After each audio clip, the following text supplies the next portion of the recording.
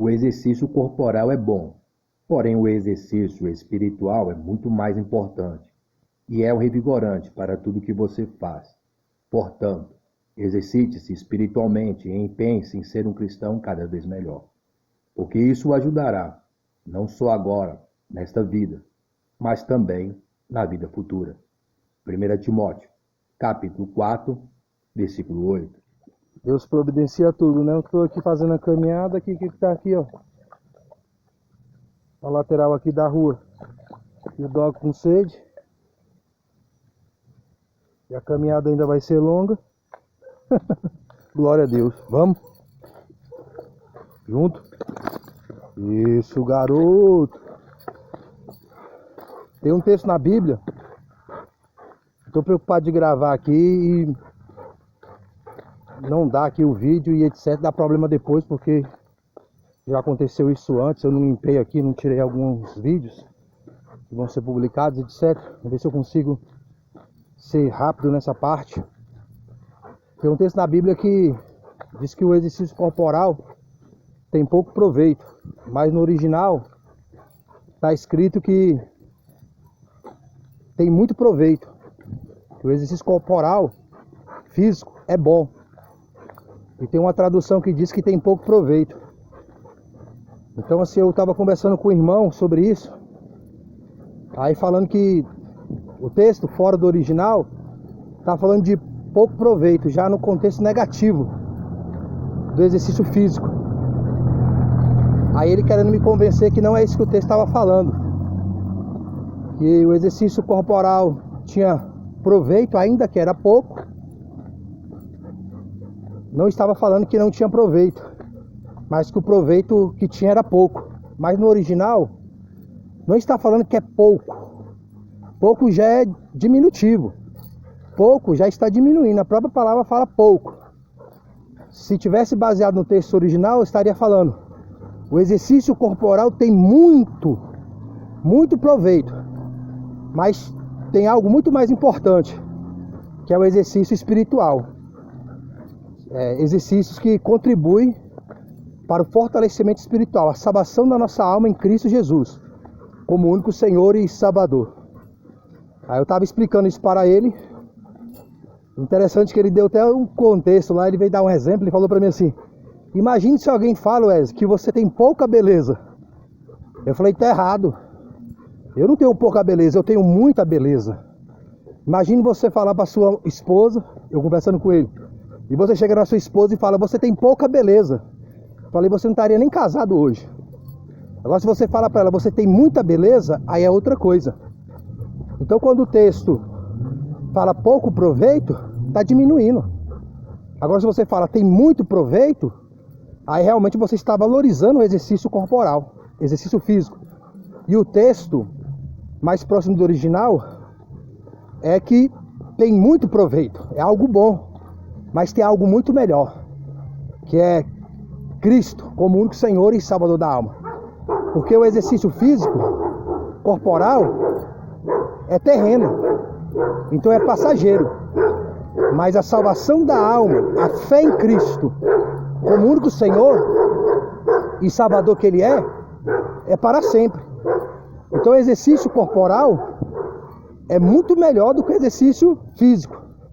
O exercício físico é bom, é muito proveitoso, mas o exercício espiritual é muito melhor. Por quê? Porque não dá só saúde terrena, passageira, mas dá saúde espiritual, saúde eterna.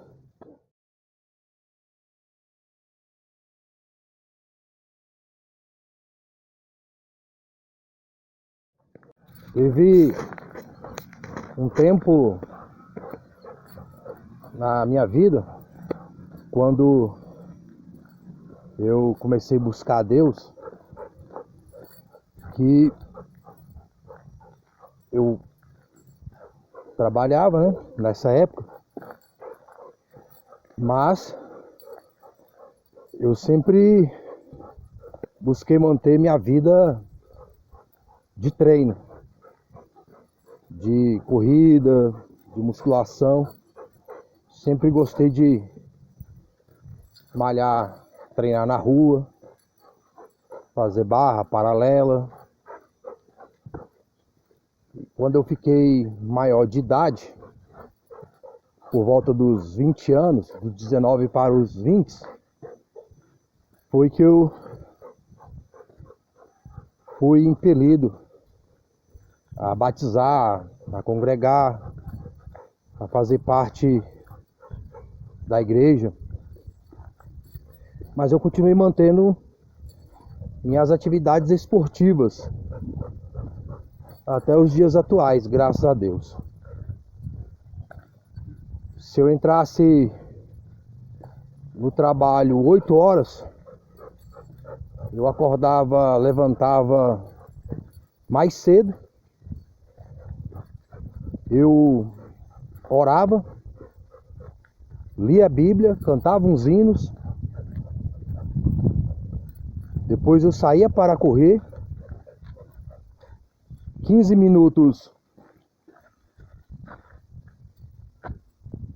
indo e 15 minutos voltando. Eu marcava para dar o tempo de pegar o ônibus e chegar no horário do trabalho. Depois eu ganhei a confiança de onde eu trabalhava. Meu primeiro emprego fichado foi de motoboy. Eu trabalhava numa empresa de plotagem que fazia ali cópia das plantas de arquitetura e engenharia. O nome da empresa Tech Plotter, o dono Sérgio. Depois de algum tempo eu ganhei a confiança de ficar com a moto, melhorou bastante. Eu acordava mais cedo, buscava a Deus,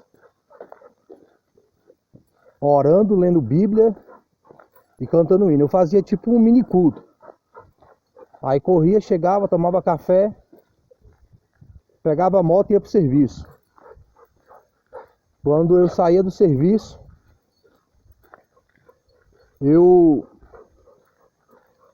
ia direto para a academia, tanto quando eu estava com a moto ou mesmo quando era de ônibus. Quando eu estava estudando, eu ia direto para a escola, estudava à noite. E quando tinha culto, eu ia direto para o culto. Às vezes lá saía tarde do serviço, porque às vezes as empresas de engenharia e etc. pediam plantas tarde da noite. E eu fazia essas entregas. Às vezes eu saía do serviço e ia direto para a igreja, para a vigília. Passava a madrugada na vigília. Naquele tempo, vigília ia até às 6 horas da madrugada. Não é como hoje, que vai das 10 à meia-noite ou meia-noite às 2. Naquele tempo a vigília era a madrugada inteira. No outro dia cedo eu já ia para o serviço. E sempre treinando, malhando. Eu com a moto, às vezes eu ia fazer uma entrega de lugar a outro, eu vi uma barra, uma paralela. Ia lá, fazia umas sessões rápidas e continuava fazendo meu trabalho bem.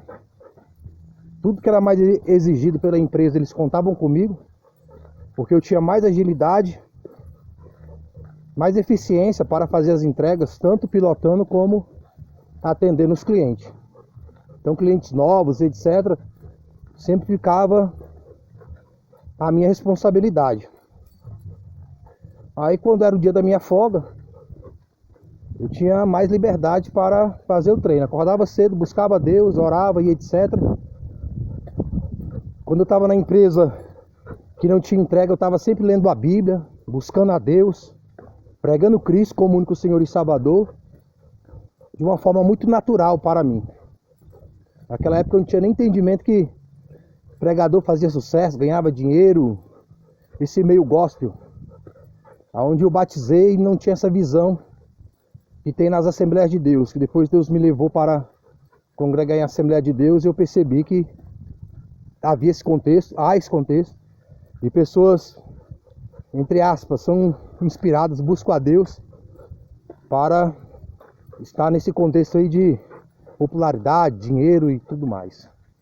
Mas a minha bagagem, a minha escola é diferente. A forma que Deus me colocou é diferente. Até os dias atuais. Aí eu lembro que na minha folga, eu ia correr, já tinha buscado a Deus e tô lá malhando.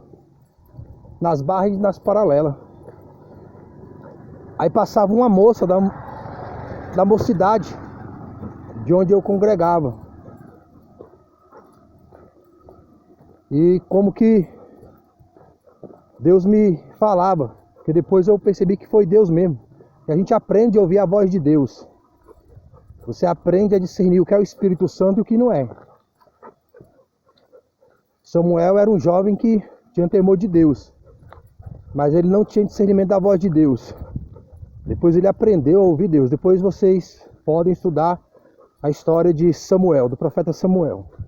Não que eu seja profeta ou alguma coisa. Eu só exemplificando o que eu estou falando aqui. Eu aprendi a ouvir a voz de Deus, saber quando Deus estava falando comigo. Ainda estou aprendendo, é uma coisa que a gente sempre está aprendendo. Existe muito espírito enganador. Aí ela passava por mim e como Deus me falava assim, ela tem essa aparência aí, ela andava com roupa longa, coque na cabeça, mas era uma aparência exterior, espiritual. O interior dela não era daquela maneira.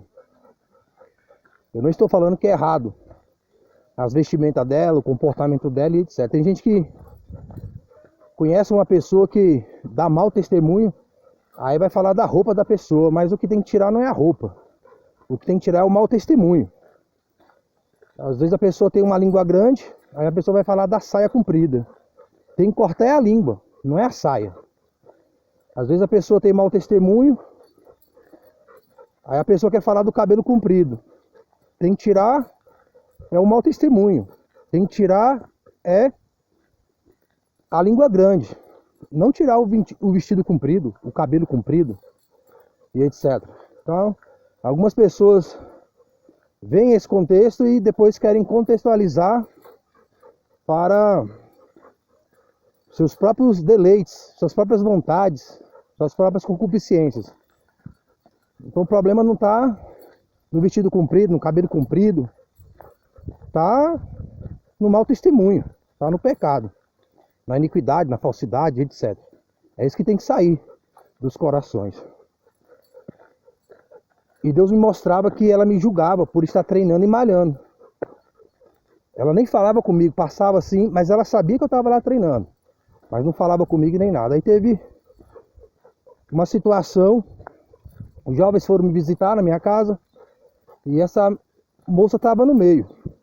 Eu nem sei se é moça também, e etc.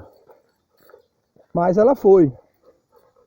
Aí os jovens tudo falaram e deram oportunidade para ela. Aí quando deram oportunidade para ela, ela começou tipo, vou usar aqui uma linguagem popular, começou tipo a pagar sapo. Como que falando que eu cuidasse só do corpo, só da aparência e não cuidasse da minha vida espiritual. Que eu não tivesse vida espiritual. Como se malhar, treinar fosse errado. E etc. E ela foi nesse contexto. Enfim, deixei ela falar. Falou o tanto que quis. Aí a liderança da mocidade perguntou se eu não tinha algo a falar. Aí eu abri em Romanos capítulo 14. Depois você dá uma lida lá em Romanos capítulo 14. E Deus me mostrou a vida dela. E eu falei aquilo que Deus tinha me mostrado sobre ela. Ela baixou a cabeça. E ela falou. Eu vim aqui pensando que ia dar uma chicotada. Acabei e foi levando uma. Então assim, ela era uma pessoa brigada com a irmã dela. A casa dela era cheia de confusão. Enquanto eu já tinha levantado, orado, buscado a Deus e tudo corrido, treinado, estava lá treinando, ela tinha levantado, não tinha buscado a Deus, não tinha orado. Então assim, ela não tinha vida de consagração com o Senhor. Ela não tinha vida com Deus. Enquanto ela estava me criticando, eu estava buscando a Deus. Mas eu treinava, praticava o meu esporte. E Deus nunca me criticou, Deus nunca me repreendeu sobre eu treinar até os dias atuais. Muito pelo contrário. Deus é o que me mais motiva e incentiva para treinar. Até os equipamentos que eu tenho hoje de musculação em casa, que eu já tive até mais, que eu morava em um lugar com mais espaço, e hoje eu moro num lugar com menos espaço, mas com a graça de Deus eu vou aumentar. Eu vou ter um espaço só para treinar, dividido dos cômodos da casa, ou ligados, mas com espaço para treinar e outros espaços da casa, quarto e etc. Os próprios equipamentos que eu tive foi Deus que me deu. Não foi o diabo. E não veio através de coisas ilícitas. Então Deus me abençoou para os aparelhos que eu tenho e a saúde que eu tenho para poder treinar. Então a pessoa levantava, não tinha orado, não tinha buscado a Deus, eu já tinha feito tudo isso, pregando Jesus Cristo, a pessoa longe disso tudo, só com aquela aparência religiosa e me condenando, como se ela fosse a espiritual e eu fosse o carnal. E eu falei isso nessa oportunidade, ali, para ela e para quem estava ali. E ela abaixou a cabeça e ela assumiu ali que estava naquele contexto. Então assim, foi Deus que mostrou, foi Deus que estava falando comigo. E é sobre isso que nós vamos conversar um pouco mais nesse conteúdo. Irmão Wesley, tem uma mensagem pra você aí, bicho, ó. Na real mesmo, hein? Se liga. Faz, irmão Wesley. Ó, 20 segundinhos aqui, ó. Sem perder a amizade, bora. Se ligou, né? 20 segundos. 20 segundos. Nesse vídeo foi 20 segundos, ó. Esse que não tem barba é um amigo meu. Eu não vou falar aqui nem o nome dele, porque eu não sei se ele curte. Mas o outro que tá de barba aí é o Gabriel Bonfim. Ele e o irmão dele são lutadores profissionais. Lutam no UFC, que é a maior organização de lutas mistas do mundo. Os melhores lutadores estão lá.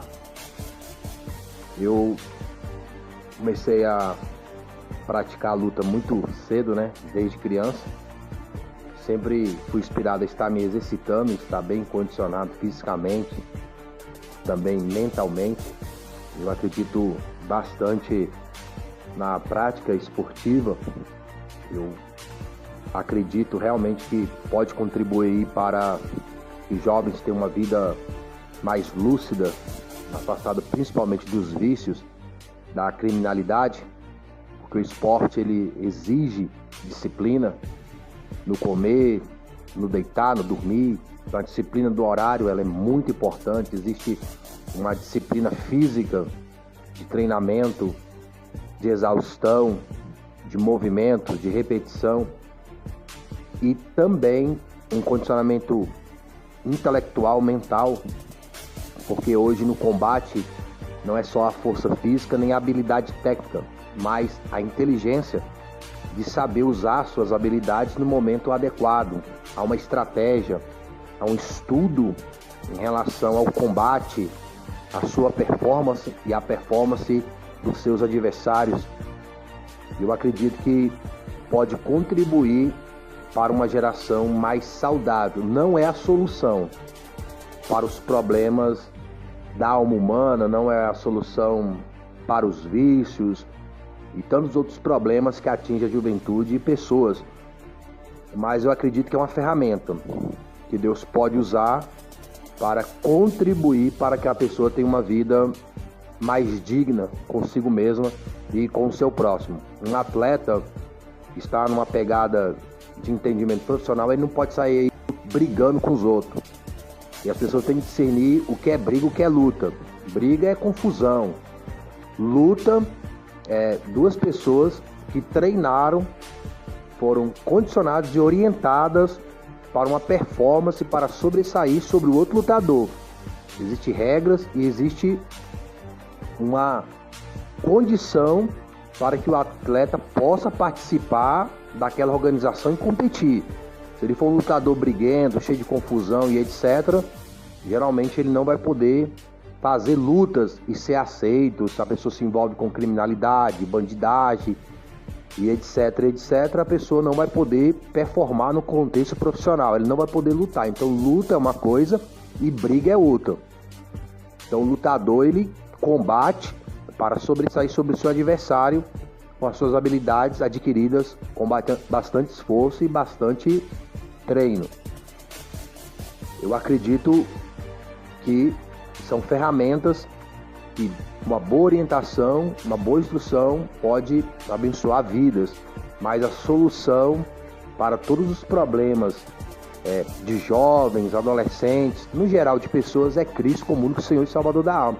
É ter uma vida de santidade e justiça com Deus. Nós vivemos um contexto que algumas coisas hoje que são aceitas até pela ciência como benéficas para o corpo e para a mente humana, alguns anos atrás eram oprimidas e reprimidas no contexto religioso. Ainda tem pessoas dentro desse contexto. Uma pessoa perguntou para mim se havia alguma edificação na luta. Eu disse que sim, aí a pessoa disse que não. E eu falei, eu vejo no atleta disciplina, pessoas que se abstêm de alimento para poder bater o peso, a pessoa que abre mão de certas coisas para poder estar performando e ter um bom desempenho na luta. Eu uso aquela situação na minha vida espiritual. Se a pessoa está abrindo mão para um contexto terreno, de performance terrena, de vitória terrena, para ser um campeão de algo terreno, quanto mais no contexto espiritual. Um cristão abrir mão de estar pecando para ter uma vida com Deus, para vencer o pecado, para vencer as tentações. O atleta, ele faz jejum, então a pessoa faz jejum para competir. Terreno, para ter uma performance melhor terrena, para bater o peso, para alcançar o seu objetivo terreno. Aí a pessoa não vai se abster de alimento, fazer jejum para um contexto espiritual. Então é muito da forma que a pessoa olha, daquilo que a pessoa vê, como a pessoa enxerga. Então quando eu vejo um contexto de alta performance, eu consigo contextualizar para a minha realidade espiritual, onde você deve ter uma alta performance espiritual. Quando eu falo alta performance espiritual, eu não estou falando de ser melhor do que você, melhor do que o próximo, mas é vencer os meus adversários, vencer as adversidades da caminhada cristã, tendo Cristo como único Senhor e Salvador da minha alma, porque você tem que ter uma performance espiritual, uma vida de oração, uma vida de consagração, de leitura bíblica, de prática das Escrituras, para poder enfrentar adversários espirituais, a enfrentar tentações, enfrentar pecado, enfrentar o seu homem carnal, que não quer obedecer a Deus, subjugar esse homem carnal, através de técnicas espirituais, de um manejo espiritual, a qual Deus dá através do Santo e Senhor Jesus Cristo, na confiança, nas atitudes que Cristo teve para poder vencer certas situações. Então, eu olho esse aspecto da disciplina e tenho essa disciplina no meu contexto espiritual como algo bom. Então, para mim, é bem natural fazer essa contextualização, ainda mais que eu comecei a treinar bastante cedo, já tem alguns vídeos falando alguns trechos da minha vida nesse aspecto de treinar, de me condicionar. Se eu tivesse me profissionalizado, ajudaria mais ainda, porque eu me afastaria de algumas amizades que eu tive na minha adolescência, porque elas me atrapalharam da minha performance. Então você até se afasta de certas amizades, certas situações, porque você tem um objetivo de ser campeão naquilo. E a Bíblia fala lá no livro de Apocalipse, é quem vencer. Quando o Senhor Jesus se revela ali ao apóstolo João, na ilha de Patmos, ele manda cartas para 7 igrejas, e ele sempre está afirmando, confirmando, reconfirmando que é aquele que vencer. Vencer o que? A carne, o pecado, as tentações, os espíritos caídos. E existe um treinamento espiritual dado por Deus, e o técnico é o Espírito Santo. As orientações é a palavra de Deus para que você tenha uma boa performance espiritual e seja mais do que vencedor nas coisas do Senhor. Agora, pessoas que não têm essa visão, eles simplesmente têm a visão religiosa, mas que pode ser espiritual. Se a pessoa está fazendo uma crítica dentro de algo que a pessoa vive, para ela serve. Se você quer entender melhor o que estou falando, leia o livro de Romanos, livro de Romanos, capítulo 14. Tem gente que come legumes e tem gente que come carne. A Bíblia fala que eu não devo julgar quem come legumes nem quem come carne, mas a Bíblia fala que quem come legumes é fraco. E nós devemos suportar os fracos na fé. Então, pessoas que têm esse contexto como se fosse simplesmente algo negativo, a Bíblia chama eles de fraco, mas eles pensam que eles são fortes, mas eles são fracos. E eu entendo que tem um momento que Deus chama você para servi-lo exclusivamente. Deus pode chamar um atleta e ele ter que decidir de abrir mão da sua vida de atleta, mas pode ser também de advogado, médico, engenheiro, construção civil, pedreiro, marceneiro. Pode ser qualquer outra profissão, qualquer outra coisa que ele se dedique, e Deus pedir que ele abra mão totalmente daquilo para se dedicar especificamente a um propósito espiritual dentro da obra do Senhor.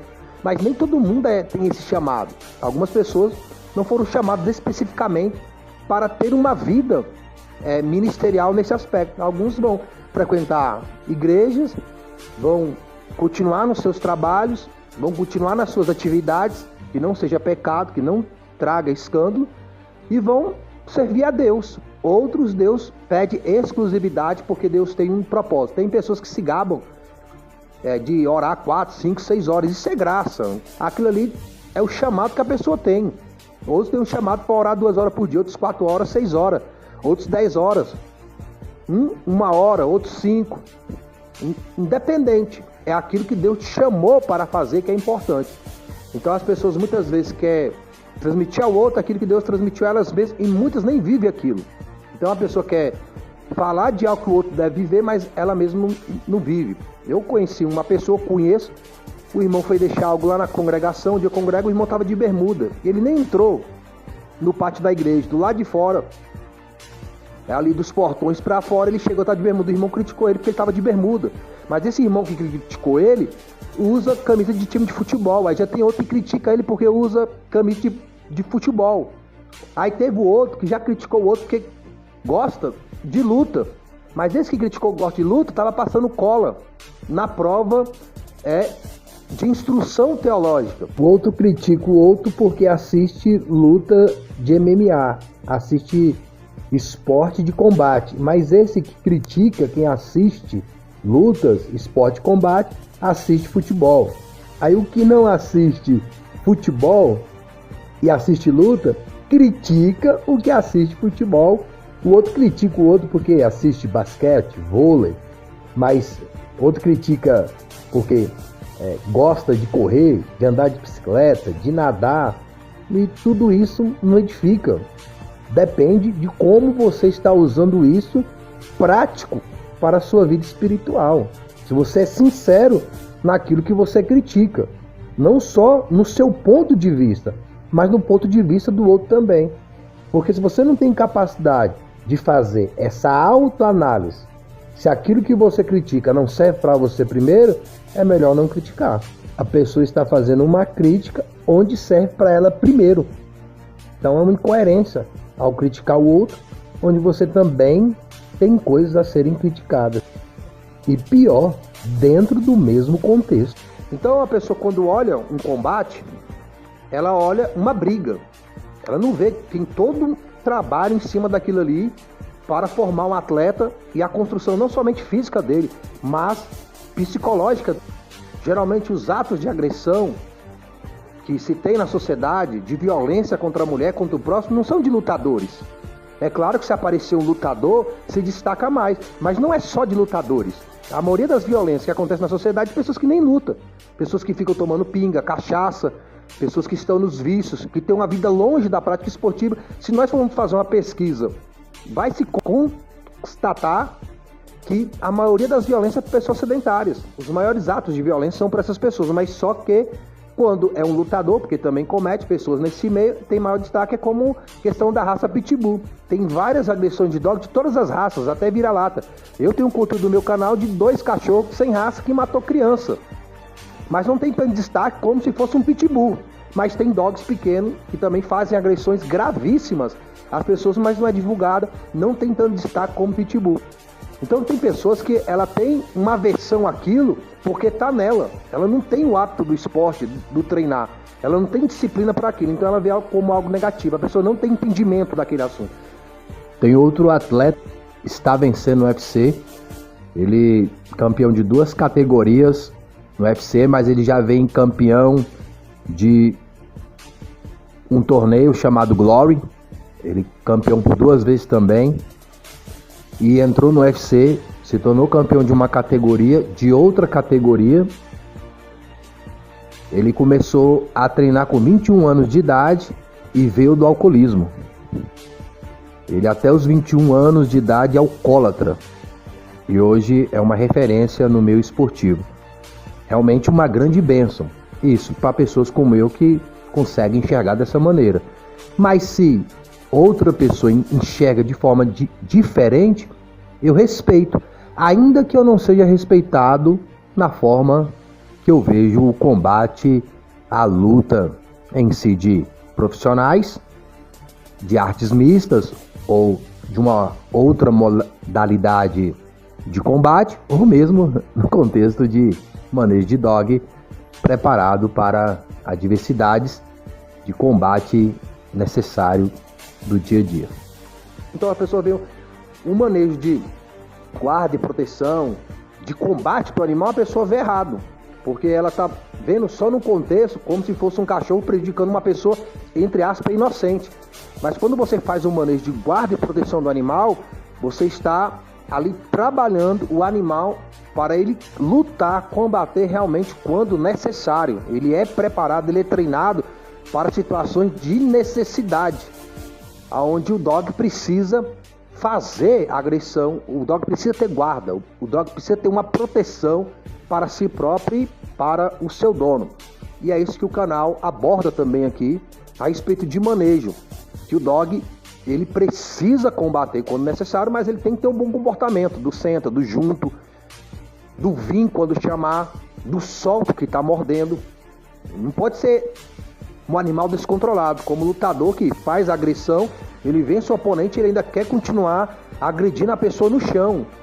E o juiz vai separar, ele quer continuar agredindo. Pessoas assim geralmente são expulsas. Elas nem podem mais lutar. Tá ali combatendo. O juiz parou a luta, parou a agressão. Ou tem lutador que ele já percebe que o outro não pode mais reagir, ele não vai nem agredir mais. Não precisa nem o juiz fazer a intervenção. Então assim, tem um controle emocional sobre aquilo. O manejo de guarda e proteção tem um controle emocional sobre o animal. Mas para você ter esse controle emocional sobre o animal, você tem que ter sobre você mesmo, que já é um fruto do Espírito Santo, domínio próprio. Eu cresço bastante no contexto de manejo de dog, porque quando eu vou transmitir dominância e liderança para o animal, eu tenho que estar dominado por Deus, pelo Espírito Santo. Praticamente tudo eu consigo contextualizar para a palavra de Deus, mas nem todo irmão, nem todo crente vê dessa maneira. É como se ele fosse limitado a ver a mais do que os próprios olhos dele estão mostrando. Ele não consegue ter uma visão além da sua própria percepção religiosa a respeito daquilo. E Deus é muito mais do que aquilo que qualquer pregador possa estar falando ou ensinando, por melhor que alguém julgue ele ser. O Espírito Santo ele que realmente dá entendimento mesmo das coisas do Senhor, que às vezes nem com palavras nós conseguimos contextualizar. Apenas nós percebemos e agimos de acordo com a vontade de Deus, que ainda está longe de realmente ser o perfeito que Deus quer de nós. Mas é um processo de exercício, de disciplina, até a estatura de varão perfeito. Há um processo de disciplina na luta, no combate. Para haver paz, tem que haver o combate. Tem que haver a luta contra a injustiça, contra aquilo que é errado. Se você não combater contra a injustiça, contra aquilo que é errado, o errado prospera. O errado prospera porque o bom não combate. Agora, não estamos falando aqui de um combate carnal nesse aspecto, mas um combate espiritual. Se a luz não brilhar, as trevas sobressaem. Mas se a luz brilhar, as trevas são dissipadas. E é isso que o Senhor Jesus Cristo veio fazer. Ele veio dissipar as trevas. Ele veio lançar por terra a escuridão, a ignorância a respeito de Deus e da salvação da alma e do amor de Deus. Algumas pessoas combatem contra Deus quando deveriam se aliar a Deus e combater contra aquilo que quer matar e roubar e destruir a vida delas. vícios, tentações, pecados, carnalidade e mundanismo. Você deve lutar contra essas coisas, não deve se omitir. E para enfrentar adversários tão fortes e tão poderosos, nós devemos estar preparados, como um dog deve estar preparado. Alguém tem que adestrar esse animal para estar preparado para a adversidade do dia a dia, no contexto de combate, de guarda e proteção. Então alguém tem que preparar o ser humano para estar combatendo contra o pecado. E essa pessoa é o Espírito Santo, que através de pessoas e de situações nos ensina e nos adestra e nos condiciona a vencer os combates, as lutas do dia a dia. Mas esse manejo no ser humano tem que ser voluntário. A pessoa tem que decidir ser doutrinada pelo Espírito Santo, adestrada, condicionada pelo Espírito do Senhor. O animal não. O animal ele não decide.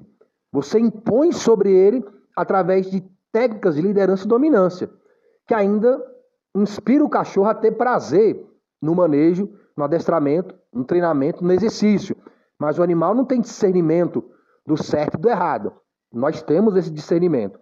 E se nós temos o discernimento do certo e errado, aí cabe a cada ser humano tomar a decisão. Se você vai combater contra o certo ou contra o errado. Aí na eternidade, cada um vai colher o fruto do seu trabalho, do seu combate. Eu aconselho, se você está lutando contra Deus, se arrependa. Se você está contra os mandamentos de Deus, se arrependa. Porque contra Deus não há vitória. Ninguém vence Deus. Aqui as pessoas se exaltam por certas vitórias, né? Até blasfemam contra Deus e se sentem vitoriosas. Mas quando passar para a eternidade, vai ver que tudo isso foi ilusão. E na realidade elas não estavam vencendo, mas elas estavam sendo derrotadas. Na realidade já estavam derrotadas. Uma pessoa que se opõe contra Deus já é mais do que derrotado. Mas uma pessoa que está do lado de Deus, combatendo pela vontade de Deus, é mais do que vencedor. Amém? Fique com Deus e boa meditação das coisas de dog e, sobretudo, das coisas do alto. Falou com Deus. Tudo de bom.